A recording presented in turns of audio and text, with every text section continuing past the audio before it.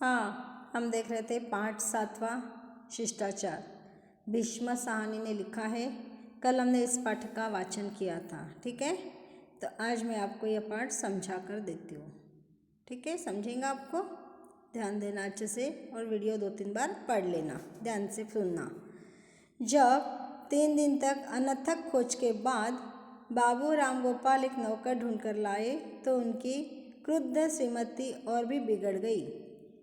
अनथक मैंने तो बहुत ज़्यादा परिश्रम, न थक कर, बिना थके हुए एक सरे की खोज करना, ढूंढते रहना, इस प्रकार उनको बोलते हैं अनथक, है ना। इस प्रकार क्रुद्ध यानी गुस्से वाली पत्नी, श्रीमती जी पत्नी थी उनकी, गुस्सा बहुत कर रही थी, बिगड़ उठी और पलंग पर बैठे बैठे उन्होंने नौकर को सिर से पांव तक देखा और देखते ही मुंह फेर लिया। क्यों फेर लिया होगा मुंह, बता सकते हो आप? क्योंकि वह बच्चा दिखने में अच्छा नहीं था। जिसको उन्होंने ढूंढ कर लाया था वो लड़का दिखने में विद्रूप था थोड़ा सा, इसलिए उसने क्या किया, उसे देखते ही मुंह फेर लिया। और क्या कहती है वो, यह बनमानस, कहाँ से पकड़ लाए हो? बनमानस, वन में रहने वाला व्यक्ति, मनुष्य, मानस यानी मनुष्य, वन यानी वन, वन जंगल, जंगल में रहने वाला व्यक्ति कहाँ से पकड़ कर लाए हो? इससे मैं काम लूँगी या इसे लोगों से छिपाते फिरूँगी? क्या बोल रही है वो, इससे मैं काम करवा के लूँ या यदि कोई मेरे घर पर आएंगे तो उनके सामने इसको छिपाना पड़ेगा मुझे, क्योंकि दिखने में बदसूरत है। क्या इसको लाया आपने ढूंढ कर? थोड़ा सा भी अच्छा लड़का नहीं मिला क्या आपको? इसका उत्तर बाबू राम गोपाल ने दिया। जानती हो तलब क्या होगी? केवल 12 रुपये। सस्ता नौकर तुम्हें आजकल कहाँ मिलेगा? क्या बोलता है वो, जानती हो तलब क्या होंगी? तलब यानी महीने का उसका तनख्वाह, तलब यानी 1 महीने का उसका तनख्वाह कितना है तुझे पता है? और इतने कम तनख्वाह में कौन मिल पाएगा? ला सकती है तो दूसरा कोई ढूंढ कर, हाँ, इतना सस्ता नौकर कहीं पे भी मिलने वाला नहीं है। तो काम भी वैसा ही करता होगा, श्रीमती बोली। देखो क्या बोल रही है वो, कैसा व्यंग्य निकाल रही है कि जितनी कम तनख्वाह लेगा तो वैसा ही बेकार उसने काम करेगा, काम थोड़ी अच्छा करने वाला है वो, ऐसा वो सोच रही है। तो काम भी वैसा ही करता हूँगा, श्रीमती बोली। मैं क्या जानूँ, नया आदमी है, अभी अपने गांव से आया है। श्रीमती जी की भवें चढ़ गई। तो इसे काम कराना भी मैं सिखाऊंगी?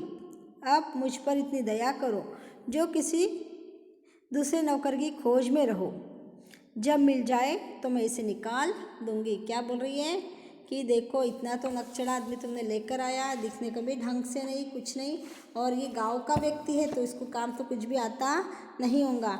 अब काम करना भी मुझे सिखाना पड़ेगा क्या इसे? ठीक है, मैं सिखा देती हूँ, इससे काम करवा लेती हूँ, लेकिन आप क्या करो, मैं इसको थोड़े दिन रखती हूँ जब तक दूसरा नौकर नहीं मिल जाता।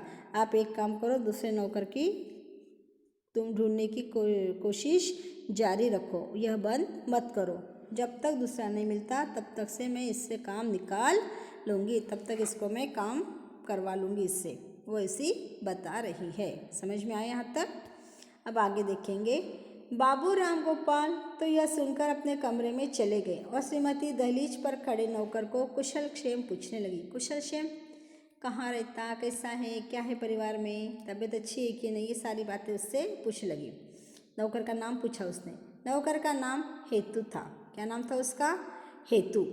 और शिमला के नज़दीक एक गाँव से आया था। कहाँ रहता था वो? शिमला के पास, है ना।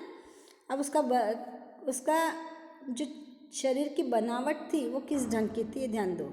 चपटी नाक, छोटा माथा, बेतरह से दांत, मोटे हाथ और छोटा सा कद। देखो आपको पूछ सकते कि हेतु का परिचय लिखो या हेतु का व्यक्तित्व कैसा था वो लिखो, तो आप लिखो, लिखते आना चाहिए। वो नौकर शिमला गांव के पास से, छोटे गांव से आया था। हाँ, शिमला के पास में नज़दीकी छोटा गांव था, वहाँ से आया था। उसकी नाक चपटी थी, छोटा सा माथा था, दांत भी ढंग से नहीं थे, मोटे हाथ और छोटा सा कद, ऐसा यह हेतु था। श्रीमती ने गलत नहीं कहा था। नाम पता पूछ चुकने के बाद श्रीमती अपने दाएं हाथ की उंगली पिस्तौल की तरह हेतु की छाती पर दाग कर बोली, अब दोनों कान खोलकर सुन लो। जो यहाँ चोरी चकारी की तो सीधा हवालात में भिजवा दूंगी। जो यहाँ काम करना है तो पाई पाई का हिसाब देना भी ठीक देना होगा। पाई पाई का हिसाब भी ठीक से देना होगा। एक भी गलती काम आने वाली नहीं है। यदि कोई टूट फूट हो गई तुम्हारे हाथ से तो तनख्वाह में से कम कर दी जाएगी। और चोरी चपाटी बिल्कुल भी जमने वाली नहीं है। काम करना है, हिसाब से काम करना है। श्रीमती जी का विचार नौकरों के बारे में वही कुछ था जो अक्सर लोगों का है। सब झूठे, गलीच और लंपट होते हैं। क्या विचार रहता है हमारे नौकरों के बारे में कि नौकर कैसे होते हैं? झूठे, गलीच और लंपट होते, ऐसे हम सोचते रहते। एक्चुअल में नौकर वैसे रहते नहीं, लेकिन हमारी सोच उस ढंग की बनी है। इसको कोई निकाल भी नहीं सकता। किसी पर विश्वास नहीं किया जा सकता। सभी झूठ बोलते हैं, सभी पैसे काटते हैं और हर वक्त नौकरी की तलाश में रहते हैं। क्या करते हैं? समय निकल गया, अपना घर छोड़ देंगे और दूसरा घर पकड़ लेंगे। नौकरों की आदत होती है वैसी, है ना। आज छपारी है, आज हमारे घर पर है, कल उसको थोड़ी सी भी 2 पैसे की नौकरी ज़्यादा मिली तो हमारा घर छोड़कर वो चला जाएगा। हमारी वो विचार भी नहीं करेगा। श्रीमती जी का व्यवहार नौकरों के साथ नौकरों का सा ही था। लाड़ नहीं था। नौकर है, नौकर के जैसा रहे। ज़्यादा सर पे बैठाने का काम नहीं उसको।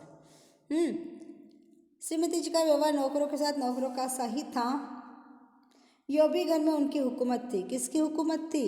सेठानी जी की, श्रीमती जी की हुकूमत थी। श्रीमान जी को तो कोई ज़्यादा पूछता ही नहीं था।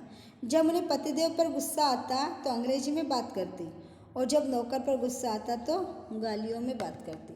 पतिदेव पर गुस्सा आता तो किस में बात करती हो? पति से गालियाँ देना है तो कैसे देती थी?